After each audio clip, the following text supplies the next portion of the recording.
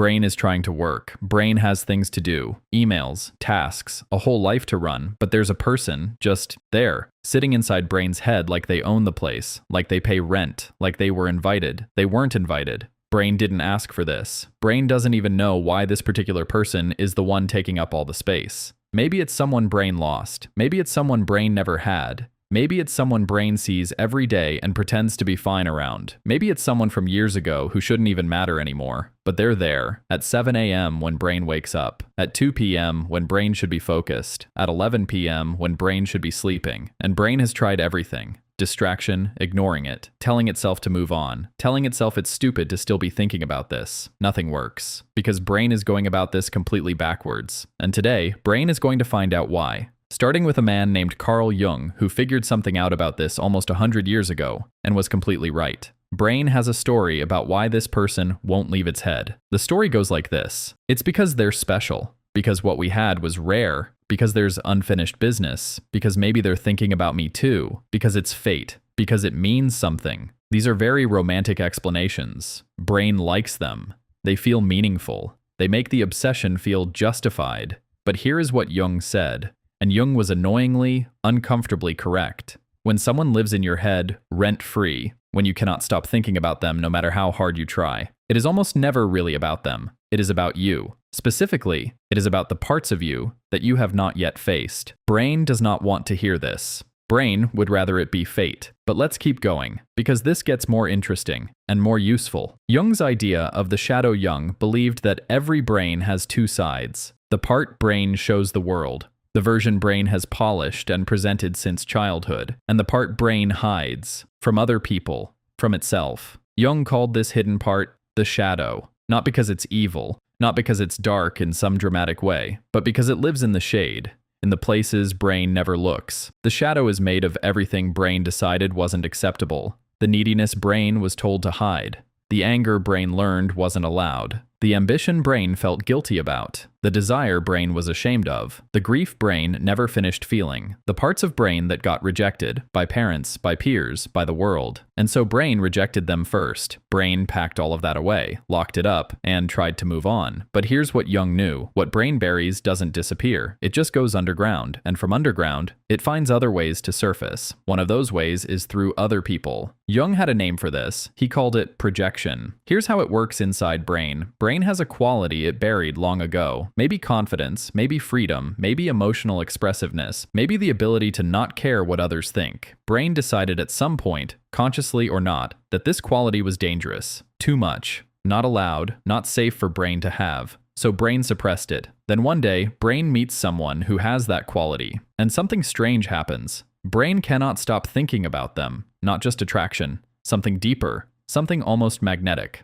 Something that feels like recognition, like Brain has been waiting for this person without knowing it. What Brain is actually recognizing is itself, the version of Brain that got buried, the quality Brain locked away, showing up in another person's face, and Brain, desperate to be near that quality, desperate to feel it, even if it can't own it directly, starts orbiting that person, thinking about them constantly, attaching to them, needing them around, not because of who they are, but because of what they're carrying that Brain lost. Jung said something that Brain finds almost impossible to sit with. He said the people who affect us most are our greatest mirrors. Not mirrors showing us what we look like, mirrors showing us what we've hidden. The person Brain can't stop thinking about. What is it about them specifically that got Brain hooked? Their confidence? Their ability to walk away from things? Their passion? Their warmth? Their chaos? Their freedom? Their emotional walls? The way they don't seem to need anyone, the way they seem to need everyone, whatever it is, Brain needs to look at that thing carefully. Because the thing Brain finds most compelling about this person is almost certainly something Brain has a complicated relationship with inside itself. The quality Brain admires obsessively in them. Brain has it somewhere, buried. The quality Brain finds most infuriating about them. Brain has that too, probably hidden even deeper. This is what Jung meant when he said what we resist persists. Brain is not thinking about this person because they are unforgettable. Brain is thinking about this person because they are showing Brain something it is not yet ready to look at directly. Not every fixation is the same. Brain needs to figure out which one this is. Type 1. The person who has what Brain abandoned. This is the one brain is drawn to, fascinated by, maybe even a little in love with in a way that feels confusing. They have something brain used to have or always wanted, and decided wasn't possible for brain: freedom, creativity, boldness, softness. Brain keeps orbiting them because proximity to that quality feels like the closest brain can get to having it back. What brain actually needs: to stop outsourcing that quality to another person and find it inside itself. Type 2. The person who triggers brain's unhealed wound.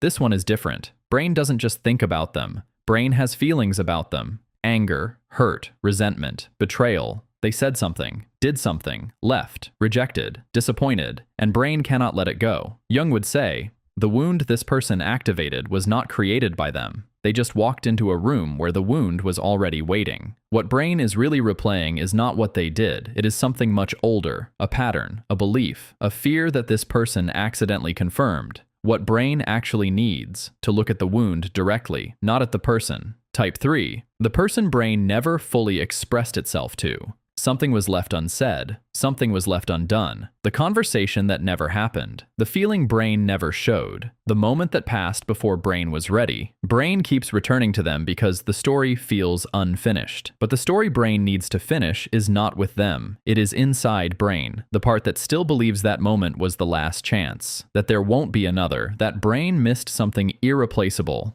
What brain actually needs: to grieve the version of events that didn't happen, and accept that brain's story isn't over. Brain has a strategy for dealing with this person. The strategy is: don't think about them. Brain pushes the thought away. Brain tells itself to stop. Brain distracts itself. Brain fills every quiet moment with noise, content, tasks, anything, so the person can't get in. And then the moment brain is still, they're back, louder than before. This is not a coincidence. This is neuroscience, and it is deeply annoying. There is something called the rebound effect. When brain actively tries to suppress a thought, when brain uses energy and effort to keep something out, the act of suppression requires brain to keep checking. Is that thought still gone? Still gone? Still gone?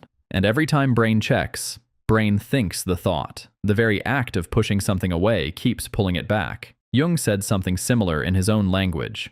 What you resist not only persists, it grows. The more brain fights the thought, the more real it becomes. The more space it takes, the more power it has. Fighting this person in brain's head is the one strategy guaranteed to keep them there. So if pushing them out doesn't work, what does? Step 1. Stop fighting the thought. Get curious about it. When this person appears in brain's mind, instead of pushing them away, brain asks one question, not, why can't I stop thinking about them? That question leads nowhere. This question, what is it about them specifically that I keep coming back to? Not the story, not the relationship, not what happened. The quality, the feeling, the thing. What is the thing? That thing is the door, and what brain finds behind it is about brain, not them. Step 2. Look at what they represent, not who they are. Brain takes the quality it identified and asks, where does this live in me? Did I used to have this? Did I want this and decide I couldn't? Am I afraid of this in myself? Did someone once tell me this wasn't okay? This is uncomfortable. Brain will want to stop. Brain will want to go back to just thinking about the person because that feels simpler.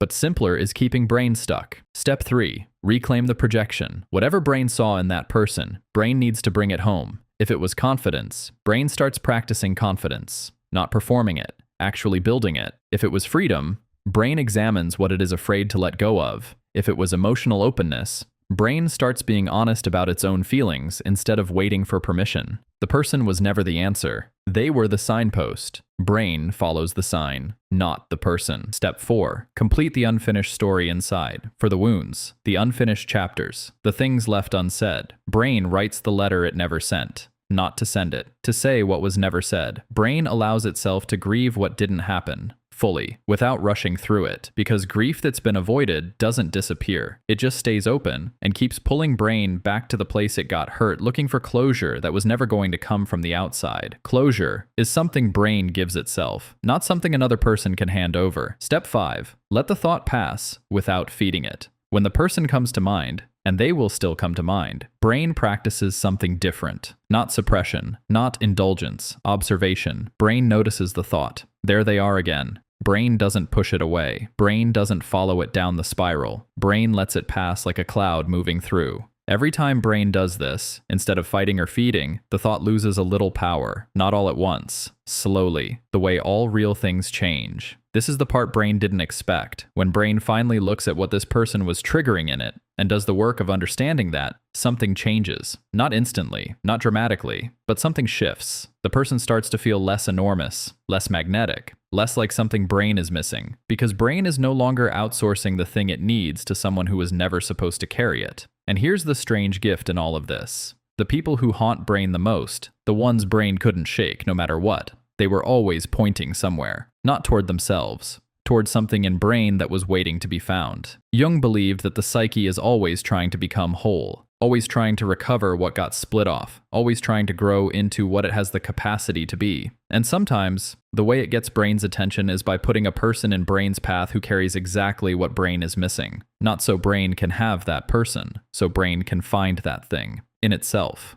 where it was always supposed to live. That person in brain's head, they are not there by accident. They are not there because brain is weak or obsessive or can't move on. They are there because brain is trying to tell itself something it has been trying to say for a long time. The question was never, how do I stop thinking about them? The question was always, what is brain trying to show me through them? And the moment brain gets quiet enough to actually hear the answer, the person in brain's head slowly starts to take up less space, not because they matter less, but because brain finally starts to matter more. That person came into brain's life, or brain's thoughts, for a reason. The reason was never about them. It was always about what brain was ready to finally see in itself. What was the first thing that came to mind when brain asked, what is it about them specifically? Drop it in the comments. Brain is listening. If this helped brain understand itself a little better, give this video a like and subscribe so brain never misses what comes next. Brain says thanks.